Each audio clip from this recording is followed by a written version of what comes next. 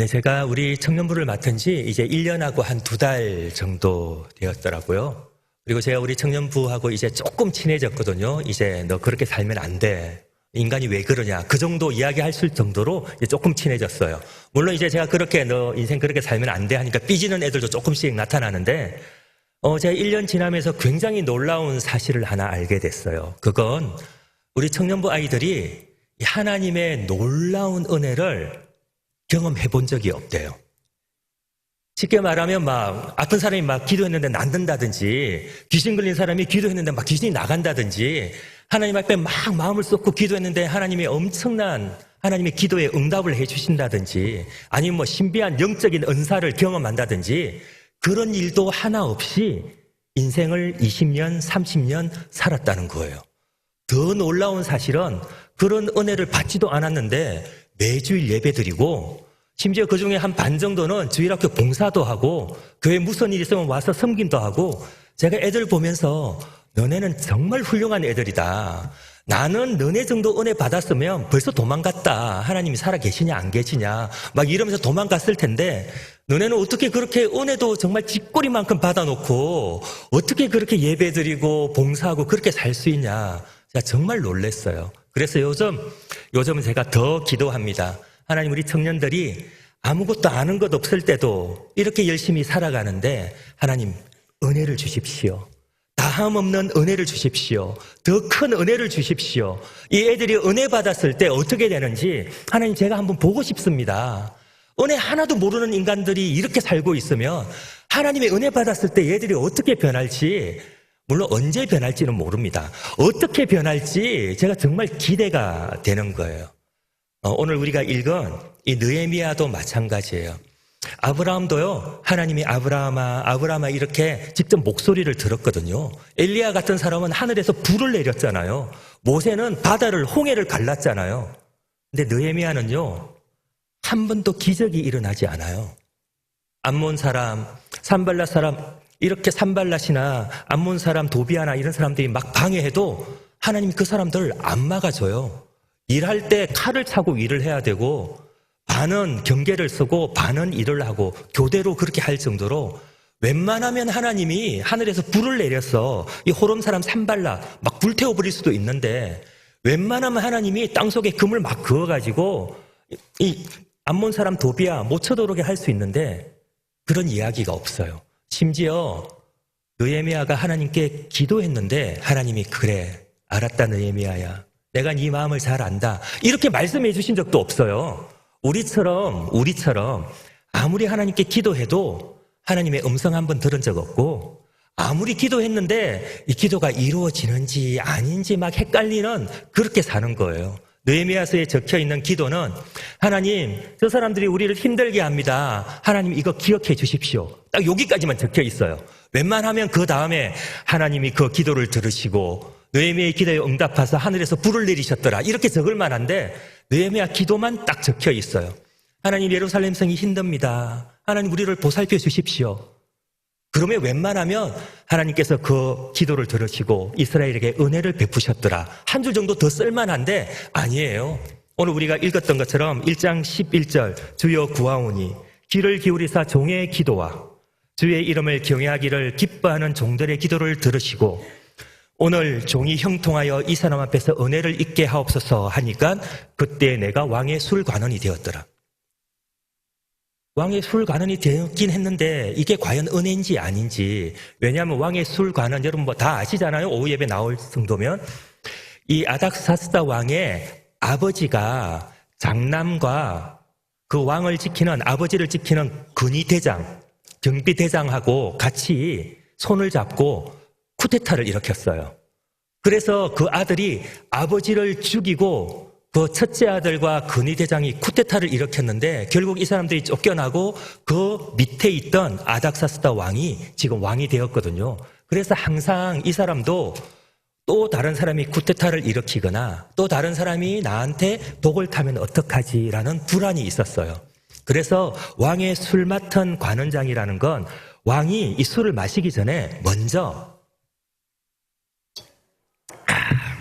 이렇게 마셔보는 거예요. 그래서 조금 기다려보고 안 죽으면 그러면 이제 왕이 먹는 거죠. 내가 죽으면 왕이 그 술을 안 먹는 거예요. 그래서 굉장히 왕이 믿고 신뢰하는 사람이 왕의 술 맡은 관원을 하기는 하는데 언제 죽을지 모르는 인생이죠. 아니 내가 하나님께 기도했는데 하나님 다니엘처럼 국무총리를 주시든지 아니 국방부 장관을 주시든지 아니 이거 언제 죽을지 모르는 이걸 주셔서 왕이 나를 믿고 신뢰하는 건 감사한데 거기에 목숨을 걸어요?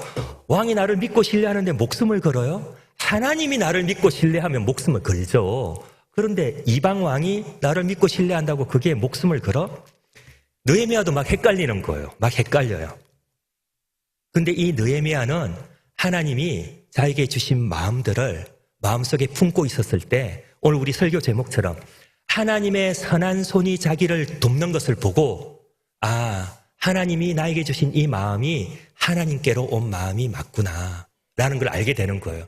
그래서 오늘 1장 마지막에도 내가 형통하여 내가 성공하여 내가 축복을 받아 왕 앞에서 은혜를 잊게 하옵소서 하니까 그때 왕의 술 맡은 관원장이 되었더라. 이 말을 느헤미야는 나의 기도의 응답으로 느헤미야가 받아들이는 거예요.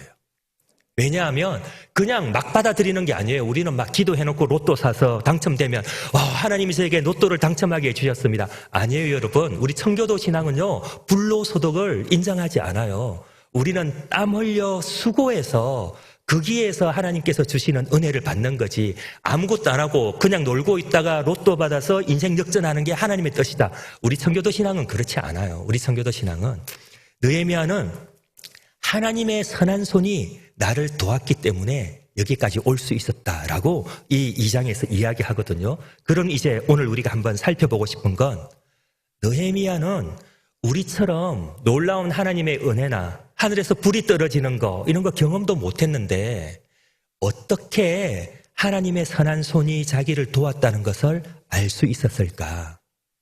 어떻게 느헤미야는 하나님이 자기에게 주신 마음이 이게 하나님이 주신 마음인지 자기의 마음인지 알 수 있었을까? 그것을 한번 살펴보고자 합니다.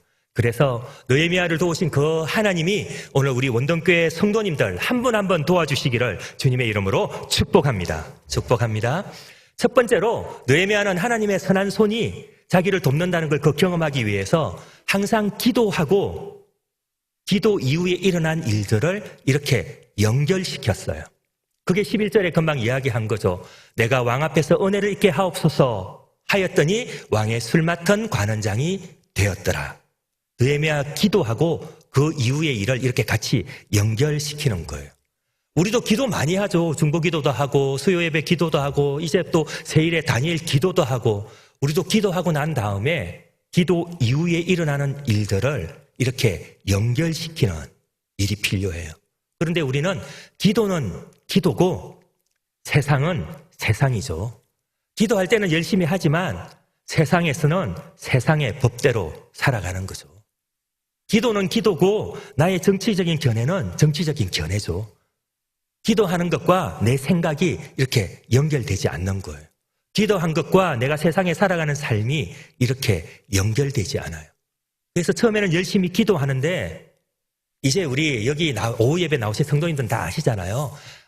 내가 열심히 기도해도 딱히 바뀌겠어? 교회를 위해서 열심히 기도하지만 우리 교회 갑자기 4,000명, 4만 명 되겠어? 솔직히 그런 믿음 없잖아요. 지금 아니라고 해주셔야 되는 타이밍이에요. 아닙니다, 목사님. 무슨 말씀 하십니까? 우리 교회 4만 명이 아니라 40만 명 될 수 있습니다. 말하는 저도 솔직히 잘 안 믿기거든요. 기도는 하는데 그 이후에 일어나는 일들이 잘 연결되지 않는 거예요. 우리 청년배 몇 명 안 돼요? 한 30명, 35명 예배 나오거든요. 걔들 그냥 이름 부르면서 기도해도 한 30분이면 다 끝나요. 걔들에게 제가 하나님 얘는 취직시켜 주셔야 되고요. 얘는 학교 가는데 신앙 잃지 않게 해주시고 얘는 결혼해야 되고요. 기도하면서도 저도 잘 안 믿겨요. 네가 결혼하겠니? 정말 저도 잘 안 믿겨요. 우린 기도하면서 기도 다음 일을 이렇게 연결시키지 않는 거예요. 느헤미야는 그렇지 않았어요. 느헤미야 성이 예루살렘 성이 회파되고 그 성의 주민들이 환난과 능욕을 당했다는 말을 듣자 그때부터 그 소식을 들은 날로부터 오늘 2장 1절까지 4개월 동안 쉬지 않고 기도합니다. 기도에 관한 가장 대표적인 가르침이 항상 기뻐하라, 쉬지 말고 기도하라잖아요. 느헤미야, 기도하는 거예요. 교회에서만 기도하는 것이 아니라 세상에 나가서도 기도하는 거예요. 우리도 2025년에 다함 없는 은혜, 넘치는 감사라는 제목으로 지금 2025년을 살아가고 있잖아요. 여러분, 이 다함 없는 은혜는요, 예배 시간에만 있는 게 아니에요. 우리의 삶과 연결돼야 돼요. 예배 시간에 받은 그 은혜보다 더 놀라운 은혜가 내가 아침에 지금 회사 가야 되는데 버스를 놓쳤을 때 그때 필요한 거예요. 지금 버스 놓쳐서 아침부터 회사에서 깨져야 되는데 하나님 은혜를 주십시오 하니까 갑자기 그 버스가 후진해서 온다든지 다음 버스가 연달아서 온다든지 지금 우리에게 은혜가 필요한 거예요. 교회에서만 은혜가 필요한 게 아니라 교회에서만 감사노트 쓰는 게 아니라 우리 가정에서 감사노트가 필요해요. 알잖아요. 우리 손주 새끼, 우리 자식, 죄송해요. 뒤에 새끼가 붙어서, 그냥, 진짜, 욕을 안 하고 싶지 않아. 욕이 절로 나오잖아요. 나는 기도해 주려고 시작했는데 기도하다 보니까 욕을 하고 있잖아요. 저놈 정신 차리게 해 주십시오. 저놈 술 끊게 해 주십시오. 담배 끊게 해 주십시오. 안 좋은 친구 만나지 않게 해 주십시오. 하나님 더 의지하지 않게 기도하게 해 주십시오. 예배 드리게 해 주십시오. 믿음 가지게 해 주십시오. 얼마나 믿음 없고 신앙 없고 기도 안 하면 기도하는데 저절로 욕이 나오는데 우리의 감사가 우리의 일상에도 연결되어져야 돼요. 저는 우리 원동교회 성도님들이 엎드려 기도할 때 하나님의 깊은 그 기도해 주시는 은혜가 함께 있기를 주님의 이름으로 축복합니다. 하지만 그 기도를 떠나서 우리의 일상으로 갔을 때는 더 놀라운 은혜, 다음 없는 은혜, 정말 넘치는 은혜가 우리 가운데 있기를 주님의 이름으로 축복합니다.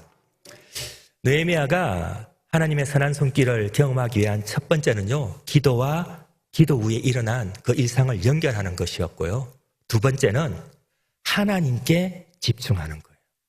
여러분, 이게 정말 쉬운 일이 아니거든요. 우리는요, 기도를 하면서도 기도를 들으시는 하나님께 집중하지 않아요. 우리는 기도 내용에 너무 집중해요. 하나님, 우리에게 이게 필요해요, 하나님. 하나님, 내가 이게 부족하거든요. 하나님, 지금 이 일이 잘 돼야 돼요, 하나님. 하나님, 지금 이거 안 되면 큰일 납니다, 하나님. 우리는 하나님의 이름을 부르고 하나님께 기도를 하지만 하나님께 집중하지 않고 우리가 하고 있는 기도의 내용에 더 집중할 때가 많아요.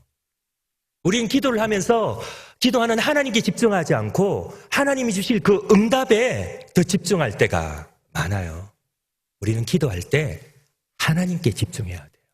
우리가 기도를 왜 하겠어요? 우리가 성경을 왜 보겠어요? 우리가 예배를 왜 드리겠어요? 하나님을 더 알아가고 하나님과 더 가까워지고 하나님께 더 집중하고 싶어서 예배 드리고 기도하는 건데 어느 순간 우리는 기도 내용이 더 중요해진 거예요. 하나님, 우리 아들 결혼해야 되는데요, 하나님. 하나님, 우리 딸 좋은 학교 가야 되는데요. 우리 기도 내용에 더 집중하고 있는 거예요. 기도를 통해서 기도하는 하나님과 우리의 기도를 들어주시는 하나님과 더 깊은 관계로 들어가야 돼요. 느헤미야는 4개월 동안 기도했거든요. 그 기도했는데 4절에 보면 드디어 느헤미야의 그 상관인 왕이 느헤미야에게 이렇게 묻습니다. 왕이 느헤미야에게 이르되 그러면 내가 무엇을 원하느냐? 정말 부러워 죽겠어요. 나는 우리 담임 목사님이 저를 불러서 윤 목사님 뭘 원합니까? 목사님 일단 사택 하나 차 바꿔주시고요. 연봉은 한 3배로 인상. 뭐 이렇게 막 이야기하고 싶은데 느헤미야에게 왕이 묻는 거예요. 느헤미야야, 왕이 묻는 거예요. 네가 뭘 하길 원하느냐? 느헤미야는 어떻게 하는지 알아요? 4절 후반부에 보면 내가 곧 하늘의 하나님께 묵도하고. 지금 왕이 자기를 불러서 네가 뭘 원하느냐 하는데 느헤미야는 기도의 내용, 기도의 응답이 아니라 하나님께 딱 집중하는 거예요. 왕이 아무리 나를, 지금은 왕 술 맡은 관원장인데 나를 뭐 군대 장관을 시켜줘도 총독을 시켜줘도 그게 중요한 게 아니라는 거예요. 나는 하늘의 하나님께 집중하겠다는 것입니다.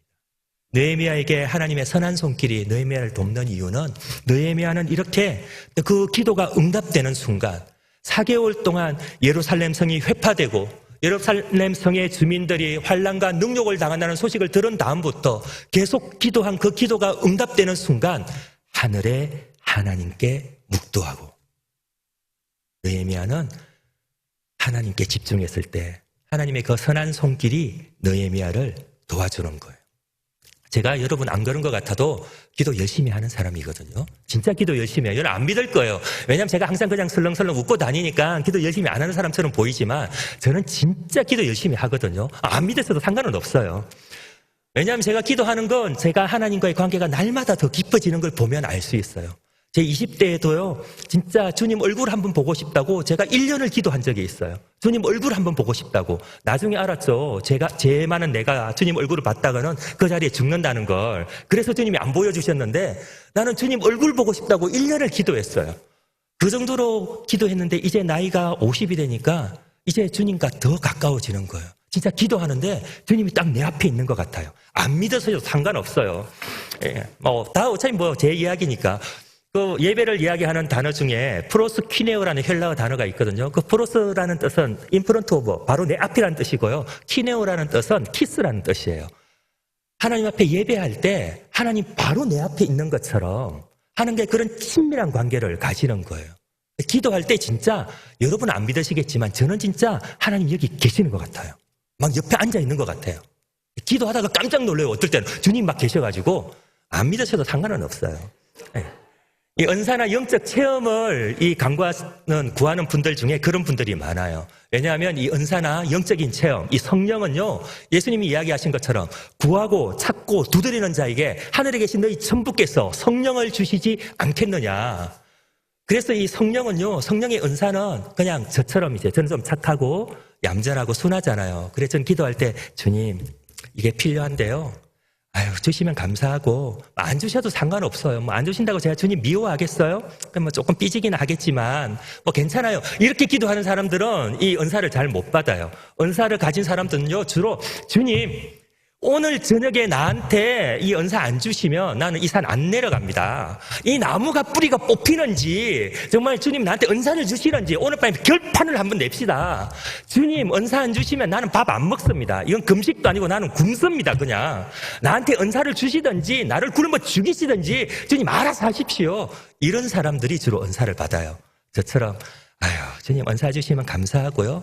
어차피 공동체의 유익을 위해서 주시는 거지 날 위해서 주는 것도 아니잖아요. 안 주시면 공동체의 유익 못 세우는 거죠. 주님 손해지 내 손해야? 알아서 하세요. 이런 사람들은 잘 못 받아요. 안 주시면 내가 오늘 저녁 이 오후 예배 설교 3시에 마치지 않을까 4시, 5시까지 할 거라고. 오늘 저녁에 은혜 못 주면 나는 집에 안 갑니다. 이런 분들이 그러다 보니까 기도하는데 그 사람들이 하나님께 집중하지 않고 기도의 내용에 은사 받는 일에 더 집중하는 경우가 많은 거예요. 기도할 때는 하나님께 집중해야 돼요. 하나님께. 사랑하는 원로교회 성도 여러분, 주님의 선한 손길이 우리를 도울 때요, 진짜 놀랍거든요. 아픈 사람들이 막 나아서 가고, 막 귀신이 쫓겨나고, 막 죽었던 사람들이 일어나고, 저도 죽은 사람 일어난 건 아직 못 봤어요. 죽은 사람들이 막 일어나고, 막 기도했는데 기도가 응답이 되기 시작하고, 하나님 내 마음속에 이렇게 막 부어주셨던 마음들이 현실로 막 일어나는 것들을 볼 때 정말 감사하고 감격하거든요. 그때 주님께 더 집중해야 돼요. 기도의 응답은 순간이에요. 아들이 취직하는 건 순간이에요. 자식이 건강한 건 순간이에요. 하지만 하나님은 영원하신 분이잖아요. 우리 모두 이 인생 한 번 사는 인생 끝나고 나면 그 영원히 하나님 앞에 서서 그 하나님과 함께 인생을 살아가야 되는데 그때 우리 착하고 충성된 종이라고 주님께 칭찬받아야 되지 않겠어요? 한 번밖에 살지 못하는 인생인데 기도하면서조차 하나님을 알지 못해서 나중에 주님 앞에 섰을 때 부끄러움밖에 없다면, 후회할 것밖에 없다면 우리 마음이 얼마나 어렵겠어요.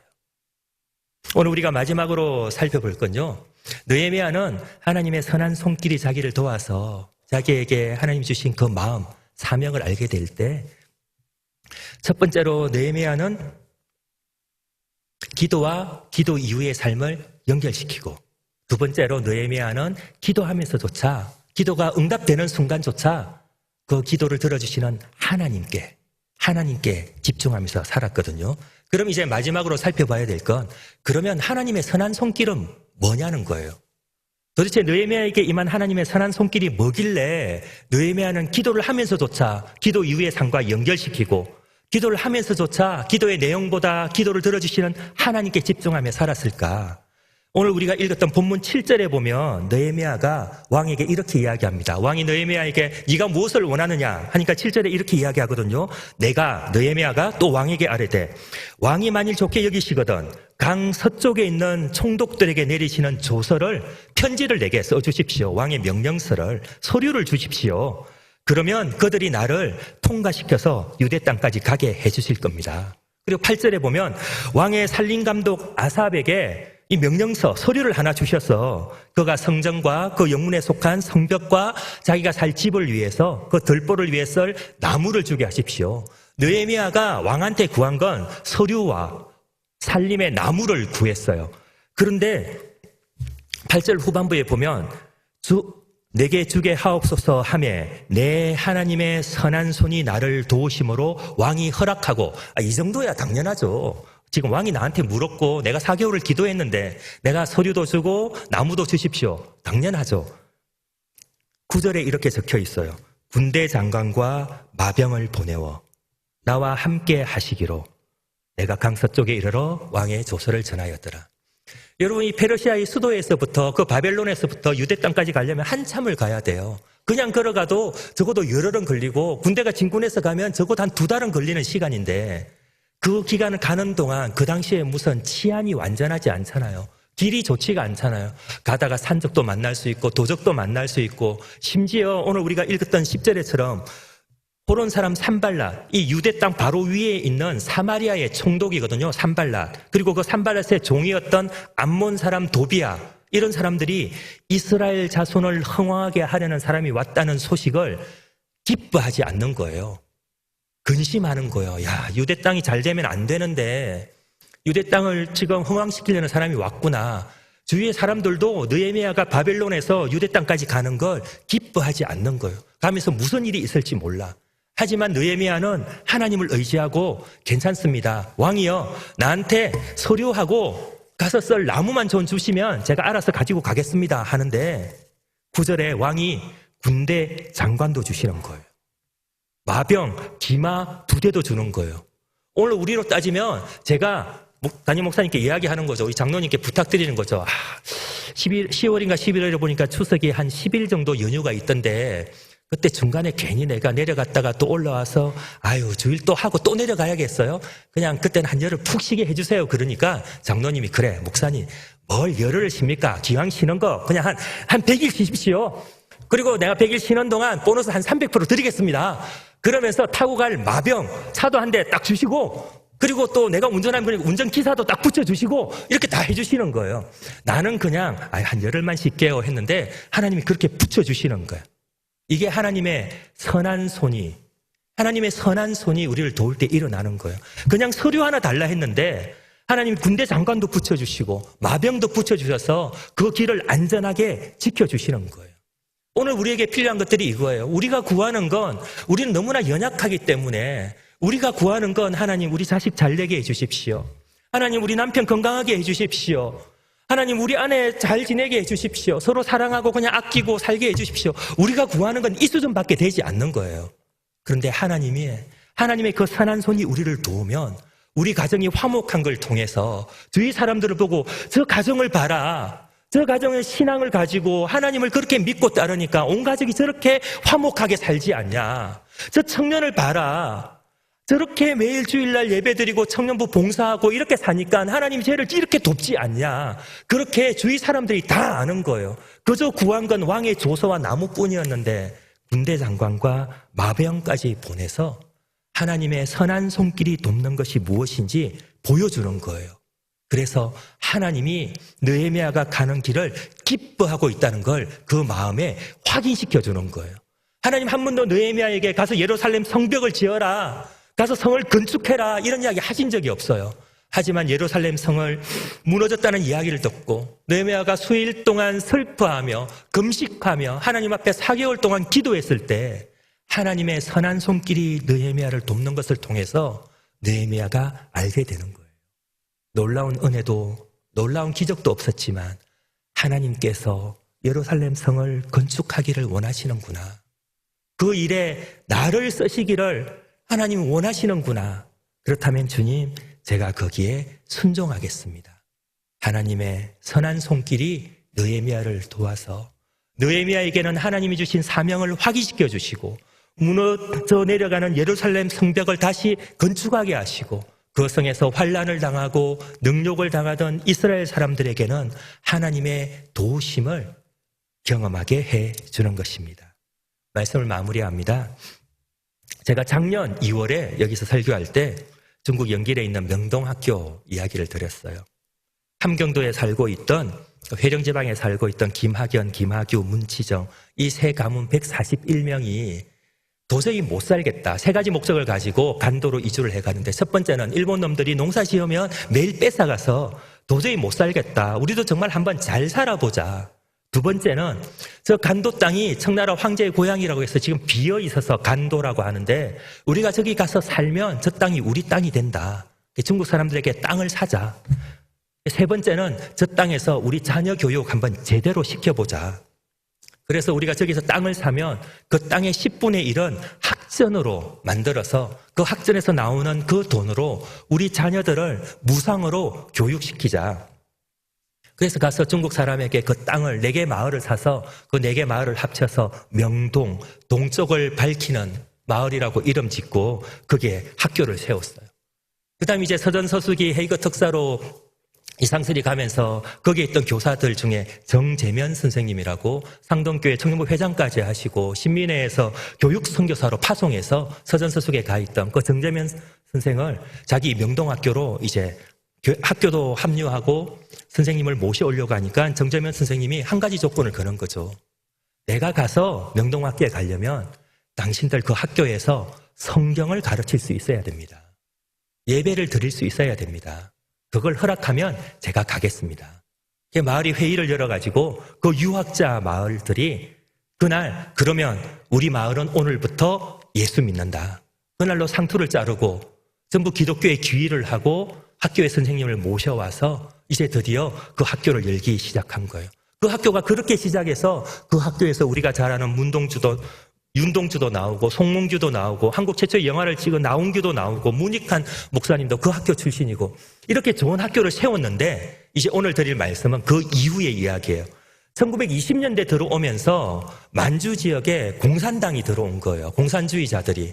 그래서 이 공산주의자들이 명동학교에도 선생님으로 학생으로 들어와서 이 사람들이 무슨 작업을 하느냐 하면 왜 학교에서 예배를 드리느냐, 왜 학교에서 성경을 가르치느냐, 우리에게 종교의 자유를 달라라고 이야기를 하는 거예요.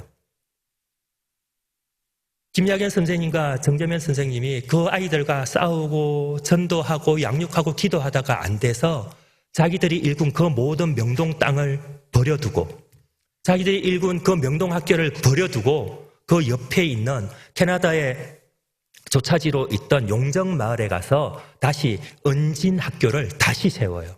은진학교는 하나님의 은혜로 진리를 배운다는 뜻이에요. 은혜로 진리를 배우는 학교.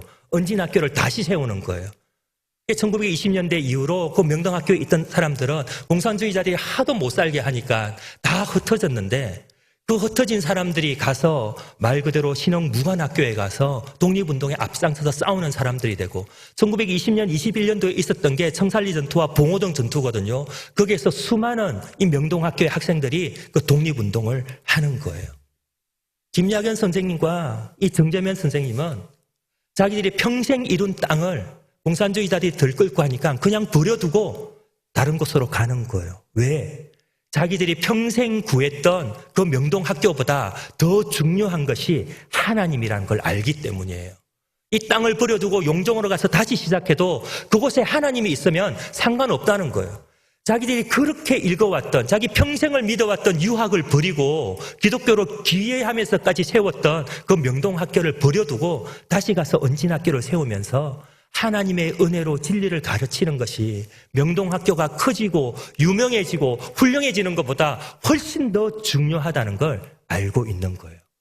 하나님이 이 정재면 선생님과 김야견 선생님을 그때부터 그냥 간도의 명동마을의 지도자로 쓰시는 것이 아니라 임시정부에 가게 하시고 임시정부에서 간도 지역의 총책임자를 맡게 하시고 나중에 이 김야견 선생님은 간도의 대통령이라고 불리게 되고 자기가 죽을 때 그 무덤에, 지금도 용정에 가면 무덤이 있어요. 내 삶이 곧 내 유언이다 라는 그 유언을 남길 정도로 내가 하나님 앞에서 부끄러움 없이 살았습니다라고 고백하는 인생을 살은 거예요. 전 가족이 전 재산을 털어서 만들었던 명동마을도, 온 마을이 기독교로 개종하면서까지 세워나갔던 명동학교도 하나님보다 중요하지 않은 거죠.